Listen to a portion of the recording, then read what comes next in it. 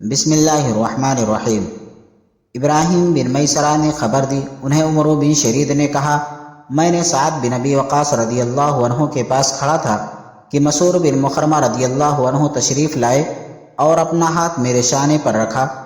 اتنے میں نبی کریم صلی اللہ علیہ وسلم کے غلام ابو رافع رضی اللہ عنہ بھی آ گئے اور فرمایا کہ اے سعد، تمہارے قبیلے میں جو میرے 2 گھر ہیں انہیں تم خرید لو۔ سعد رضی اللہ عنہ بولے، بخدا میں تو انہیں نہیں خریدوں گا۔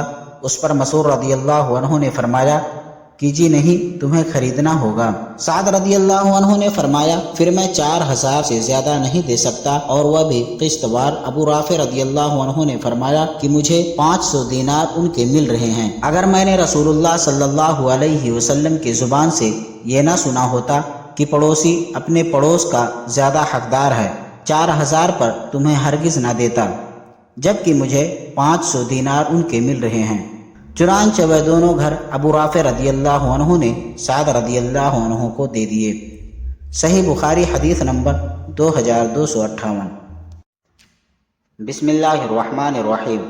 ابو عمران نے بیان کیا، کہا میں نے طلحہ بن عبداللہ سے سنا اور ان سے عائشہ رضی اللہ عنہا نے بیان کیا کہ میں نے پوچھا، یا رسول اللہ، میرے 2 پڑوسی ہیں، میں ان دونوں میں سے کس کے پاس ہدیہ بھیجوں؟ آپ صلی اللہ علیہ وسلم نے فرمایا کہ جس کا دروازہ تجھ سے زیادہ قریب ہو۔ صحیح بخاری حدیث نمبر 2259۔